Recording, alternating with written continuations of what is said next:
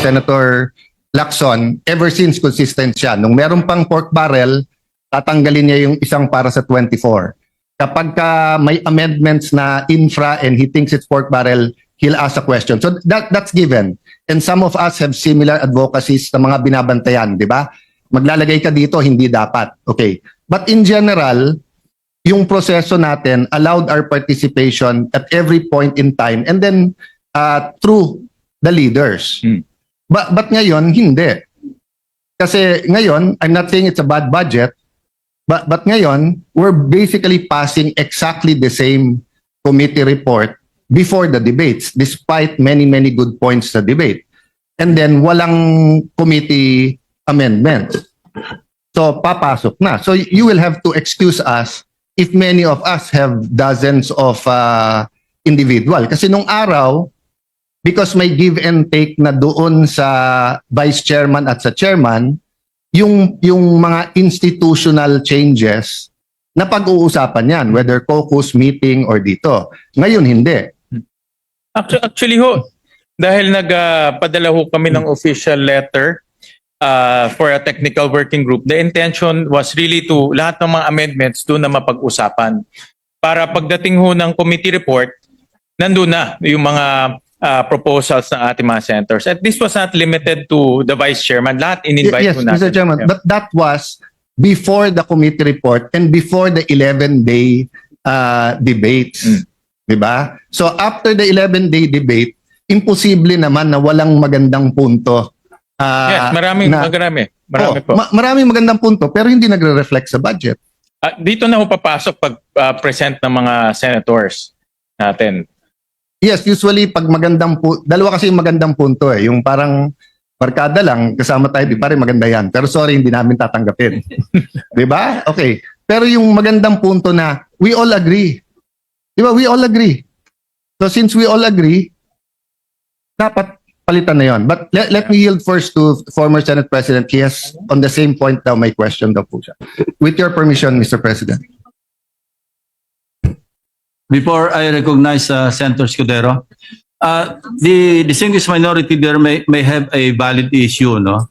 Except that the proposition that the 11-day period of interpellations will not serve its purpose is wrong. Because the basis for our individual amendments precisely are our interpellations. Thank you. Senator Escudero is recognized. Mr. President, before that, that was why I asked a rhetorical question.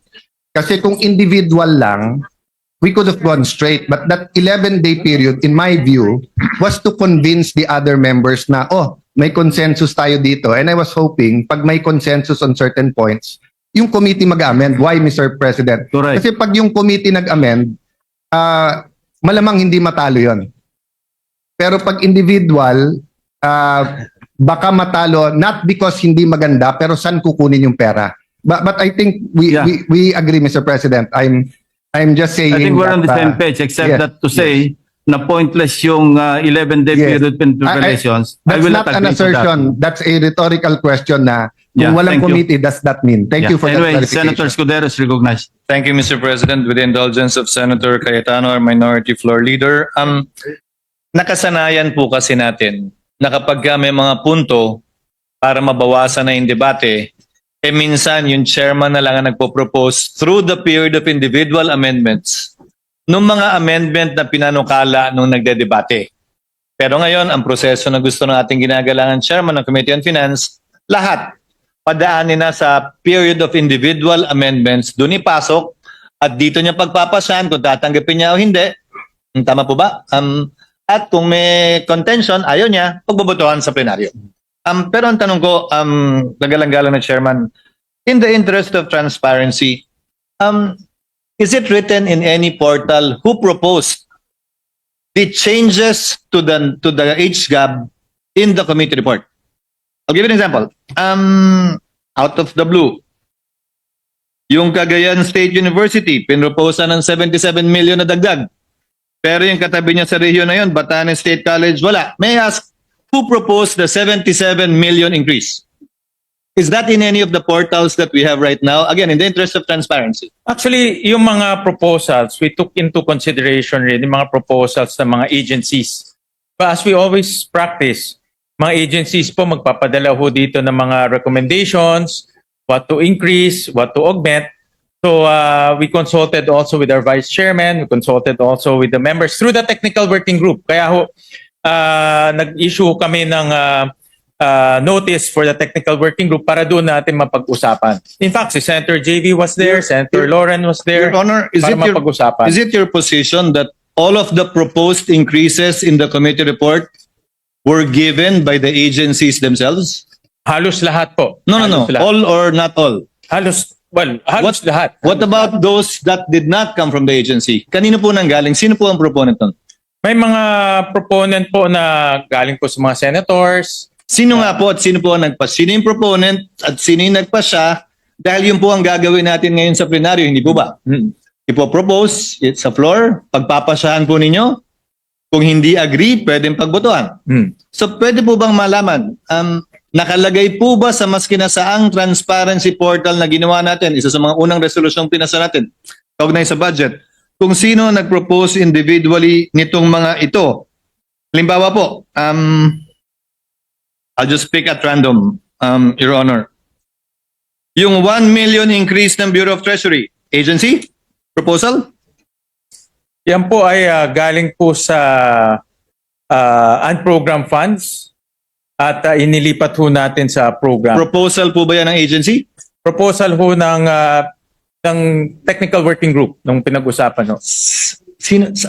Ano pong pangalan at address ni TWG? I mean, again, we want transparency, Your Honor, right? So we have to put it on the record. Yeah. Well, The whole changes involved in the committee report is about, according to you, 326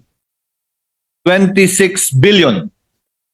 So isn't it just proper and right that we know who the proponents are of these proposals? marami ho kasing mga proposals pinapadala ho sa amin in writing. In iba ho ay tinatry ho natin ma-accommodate by finding sources. So lahat naman ho yan in writing pinapadala ho Mr. sa... Chairman, ulitin ko po ulit. Mr. President, I'm sorry. Wala naman pong problema eh. Ang tanong ko po, nakasulat po ba yan sa mas kinasaang transparency portal na nilabas ninyo kung kanino nang galing yung mga proposal na nilagay sa committee report ng Committee on Finance at sino po yung nag-approve? Hindi po pwedeng, alam mo yun, komite, Nakuha po. Opo. So again, at random, I presume the increase in the I'm choosing at random, Your Honor, really. The increase in the office of the president. Same agency proposal? Or Agency proposal ho yun. Agency the increase in the OVP? Restoration ho yan sa NEP. In-store ho natin So who sa NEP. proposed that? Did the agency propose that? Actually, may proposal ho si Senator Go doon sa restoration of the NEP. In fact, he proposed to even add more. No, that's the point I'm driving at, Your Honor. Again, given So all the of point, this naman ho, mayroong mga records na pinapadala ho. I agree, Mr. President. Compile naman namin. I agree, Mr. President. But And again, during the technical working group, we go line by line also. Lahat po ng mga items, line by line. And pinag-uusapan ho doon kung sino nag-propose, kung ano pa, kung hindi ho kaya ma-accommodate, ano ho pwedeng i-accommodate. So pinag-uusapan naman ho doon. again, agreed, Mr. President. We have no debate there. The point is, although it's collated, although it's compiled, is it found anywhere? It's in, hindi ho namin in-upload sa portal. If that is the question of His Honor. Yes. So it's not in any portal. But lahat ho yan ay may basis and recorded. Yes. Yes. I'm sure there is. I'm sure there is. Only that it's not in any portal. No, hindi ho. Pero lahat ho yan naman ay recorded. Just to cite a few more examples, which I'm sure are remembered by the good chairperson, yung in-increase po natin sa National Defense Agency proposal. Yes. In fact, 90 billion no ang request ho nila. All program. Because yung Mayowa nila na-exhaust na ho to 60 billion. Agency proposal through a executive session. I noticed po na yung adjusted NEP sa DPWH, tinanggal na yung flood control. Yes. And still there was change of 38 billion. That's an agency proposal too. Yes. May pinadala ho sila yung CMPD. But admittedly, the CMPD was applied across the board, which is admittedly also might have distortions in the pricing. I admit that.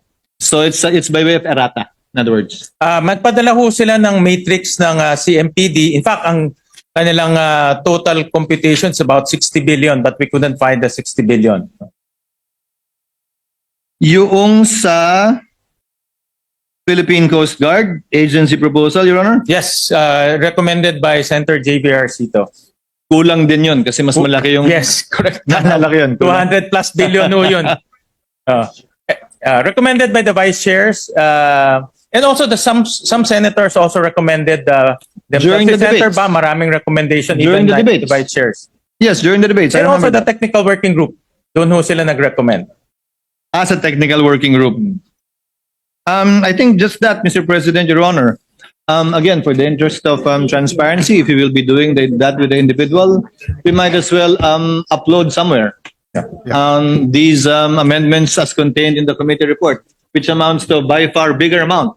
Again, amounting to about 326.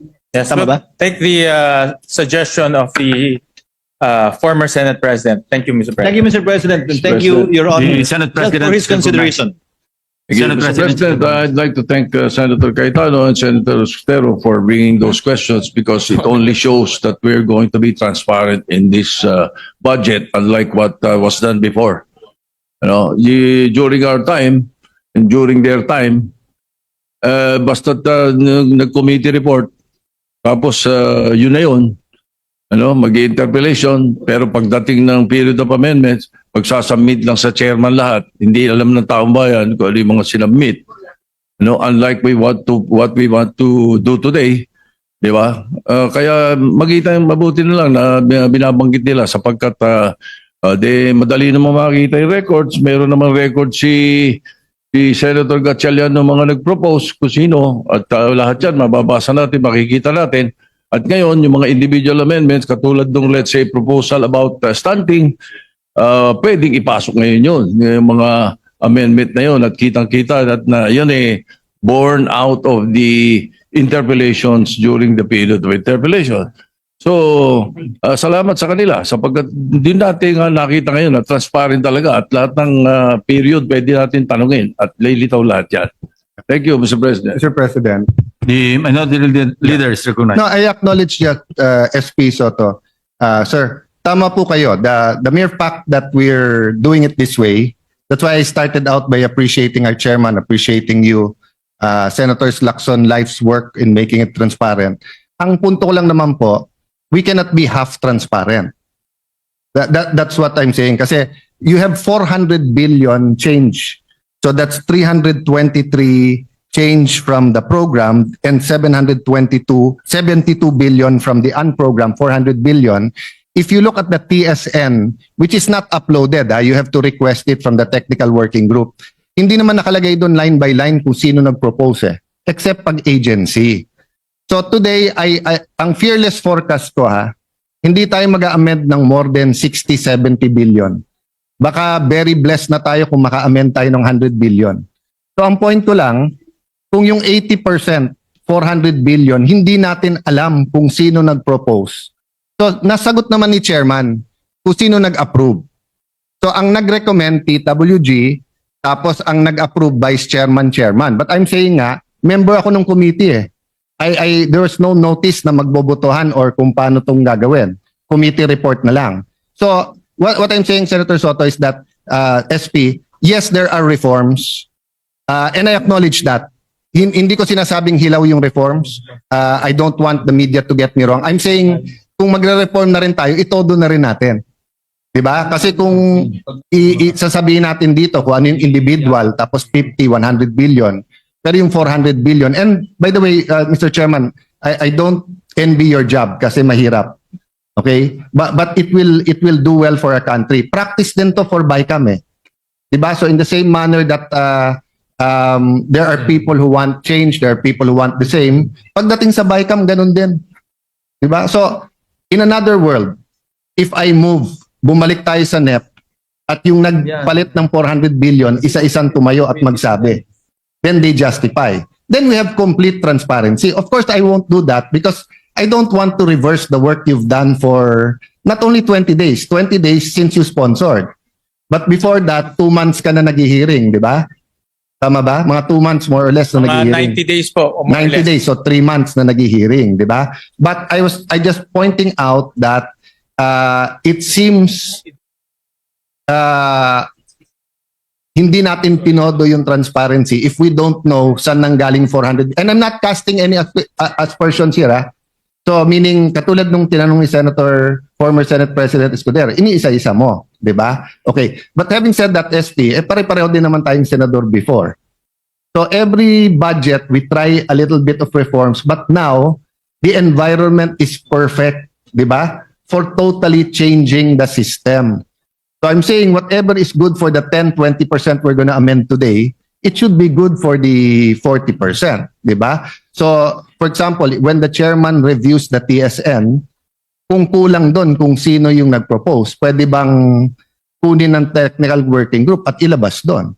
Kasi dapat ni isa sa atin walang mahiya sa ating nirecommend. And halimbawa, ang technical working group, did they accept it only from senators? Or did they also get letters from mayors, from governors, from advocacy groups and everything? I wouldn't mind, ha? So if there's an advocacy group for health, anti-smoking or health sa bakuna na ganito, kulang ng pondo, and that was the basis. Pero dapat transparent. I've said my piece, Mr. President, but I think Senator Joel would like the floor also. With your permission, Mr. President. Senator Joel Villanueva is recognized. Thank you, Mr. President. We just like to put on record, Mr. President, that we support the initiative of the chairman, that everything else will now become part of the individual amendments. But I also wanted to put on record my support to the statements made by Senator Alan Cayetano that when we had our interpellations on the floor, Mr. President, we were thinking that when the vice chair, the chairman himself, for instance, Senator Win, Senator Amy Marcos, when she was sponsoring the budget of DTI, the chairperson and the vice chairpersons actually agreed with a lot of our suggestions and recommendations. But apparently, Mr. President, I am not sure actually if these initiatives that we have introduced during the period of interpellation will become part of the committee amendments. Now, the chairperson is saying that everything else will fall under individual amendments. So ang question ko, Mr. President, process. Because if I heard it right a while ago, after the committee amendments being introduced by the chair, each and every senator, the leadership first or whoever, if it's alphabetical in order, will introduce their individual amendments. But again, let me put on record why I support the statements made by Senator Alan Cayetano, because if it is a committee amendment, chances are talagang mananalo yun. And to support my statements, Mr. President, during the interpellations, the vice chairpersons, including the chairman of the Senate Committee on Finance, actually agreed during the period of interpellation. But if it will not be part of the committee amendments, then it becomes individual amendments. What would happen? Would it be per senator, alphabetical order, etc.? But at the same time, I'm also thinking, is it part of the committee amendments that the chair will introduce right now, Mr. President? Well, since this is a appropriations measure, the committee report is the committee amendments because it amended the general appropriations bill. Yes. So that is the process. And admittedly, during marami hong tayong dun sa plenary debates, marami pong mga gustong madagdagan or mabawasan. That will come now in the form of individual amendments. So Okay. yun po yung... So that's clear, Your Honor, distinguished colleague, Mr. President. But, Mr. President, what are you going to introduce now? Is it your individual amendments or committee amendments, Mr. President? the senators' individual amendments. So you're no longer introducing committee amendments based on what happened during the interpellations. Wala Is na that po, correct? kasi the committee report is the committee amendments. Because this is a... The committee amendments prior to the interpellations on the floor. Yes, correct. Thank you. But we had, if you remember, we also have some briefings that almost 90-day, almost two to 3 months of briefings. So doon pa lang marami na rin ho tayong na Again, thank you, nakuha. Mr. President. Let me close by saying that when we introduce or interpolate the budget of different agencies, the vice chairpersons, the chairman himself agreed in so many ways about our initiatives, our recommendations. And unfortunately, Mr. President, it will go in the category of individual amendments, and chances are it might, or I don't know the chances of being voted down or being carried by the committee. Thank you, Mr. Chairman. Thank you, Senator Villanueva. Majority Leader. Thank you, Mr. President. Mr. President, just for clarity, and I think I understand the query of our distinguished minority floor leader. In the previous Congresses, the committee chairman would also, with due respect to our chairman, would already read the difference between the HGAB and our final version. And the difference, of course, would be on the amounts that the committee has amended as committee amendments. Siguro, for clarity, the good chairman will agree. We'll just distinguish the major amendments that he made in the committee report so that we know. I think that also answers the query of the good gentleman from Bulacan, because he might be proposing amendments that are already there. Yeah. Is that correct? Yeah, so he might be proposing amendments that are already in the committee report. Maybe I can ask for a minute suspension, Mr. President, so that the chairperson would probably look at his records. Before we suspend, Senator Robin Hood Padilla, may have the floor. Yes, thank you, Mr. President. Before I make the motion to suspend. Maraming salamat po, Ginoong Pangulo.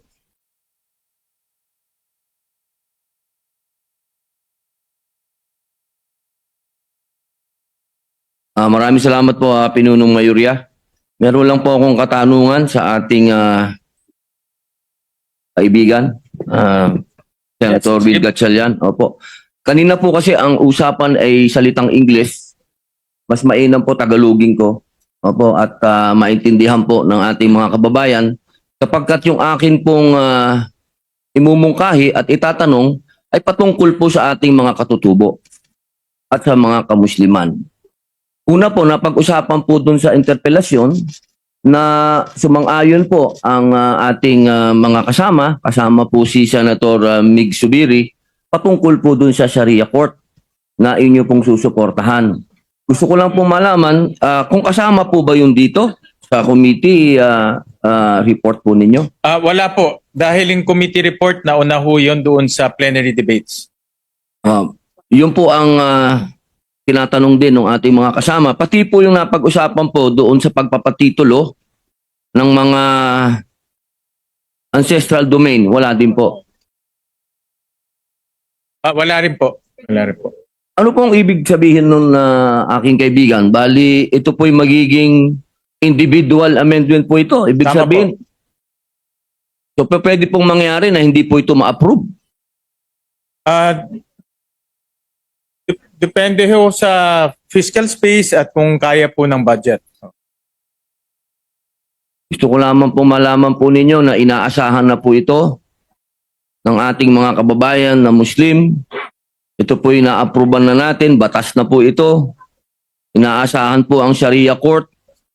Ganon din po ang mga katutubo na hanggang sa panahon na nandito po sa interpelasyon ni Senator Loren Legarda na sinuportahan po ng ibang senadora katulad po ni Senator Risa Hontiveros na ang pagmimina, ang pagsasamantala po sa ancestral domain ng mga katutubo, nangyayari po yan dahil wala po silang mga titulo. At nangyayari po ang mga rebellion dahil hindi po alam ng mga Muslim kung saan sila tatakbo dahil ang Sharia Court po ay nasa 2 lugar lang. Maraming salamat po. Ako po personally sinusuportahan ko yung mungkahi ni Senator Robin at yan ay pwede maging parte po ng individual amendments po natin. Salamat po. Maraming salamat. Thank you. Majority Leader. Senator Kiko Pangilinan is recognized. Yes, dadagdagan ko lang yung puntong nabanggit ni Senator Gatchalian at bilang pagsagot doon sa katanungan ni Senator Padilla bilang subcommittee chairman ng Subcommittee J, tayo po ang tumalakay sa judiciary budget at doon tinanong ni Senator Robin Hood Padilla yung usapin po ng dagdag na budget para sa Sharia. Tayo rin po ay sinusuportahan yung pagdagdag nung nasabing pondo. For the record, Mr. President. Thank you. Majority Leader. Senator Pia Cayetano is recognized. Mr. President, I share the concern of Senator Padilla, but this is the reality of lawmaking, including the budget process. Because I handle the budget of NCIP, when the good senator brought to our attention the concerns of the indigenous people na wala ngang mga titulo at matagal na nga daw niyang sinusuportahan yon, tinignan ko yung record. Yung mismong NCIP, hindi naman nag-submit ng kanilang budget proposal na magdagdag ng pondo para doon. So, paano ko naman gagawin yun na wala man lang submission coming from the agency? At sinabi natin to on record during the plenary debate. So, sabi ko kay Senator Robin na napakaganda nung concern nyo. The indigenous people are blessed to have a supporter like you, pero the agency has to do their job because we cannot invent these figures if wala namang pinopropose. They did not do it in a timely manner, Mr. President. So I suggested to His Honor, pwede kayong mag-submit ng amendment because I'm sure the chairman will accommodate a very reasonable request such as that, Mr. President. So for the record, Senator Padilla. Opo, maraming salamat po. Napakaganda pong mungkahi. Ang akin lamang pong pinapaliwanag, tayo po ay nandirito na. At tayo po ay nakapakinig po sa nangyaring interpelasyon na ginawa po ni Senator Loren Ligarda na patungkol po sa patuloy na pagsira ng kalikasan at ginagamit po ang mga lupa ng ating mga katutubo. Kaya po ako nakiusap na kung gusto po nating marisolba itong kaguluhan na ito, at ito pa po ang dahilan ngayon kung bakit nagkakaroon pa ng mga recruitment po uli ng mga rebelde dahil po dito sa pagsisimula uli ng pagsasamantala sa mga lupa po ng ating mga katutubo. Andito na po tayo eh. Ito nga po, pinag-uusapan nga po kanina, sinabi nga po, nagkakaroon na nga po tayo ng mga malawakang pagpapalit at pagpapaganda ng sistema ng paggawa ng budget. Bakit hindi pa po natin to talakayin ngayon na? Bakit pa po natin kailangan ito padaanin pa sa kung saan-saang butas ng karayom? Ang inyo pong mga kapatid na katutubo ay naghihikahus na sa sobrang pagsasamantala sa kanila. Yun lamang po naman. Maraming salamat po, Ginoong Pangulo. Thank you. Maraming salamat, Senator Robin. At yung mga magagandang mungkahi po ng ating mga senador ay pinipilit ho natin masama po sa budget at humingi rin po ako ng mga rekomendasyon sa ating mga vice chairman na humahawak po ng mga komite niyon. At admittedly, this process is a new process for all of us, and but this is in line with what we desire for transparency, Mr. President. So, Mr. President, with that, may I seek a minute suspension, Mr. President? Session is suspended for 1 minute.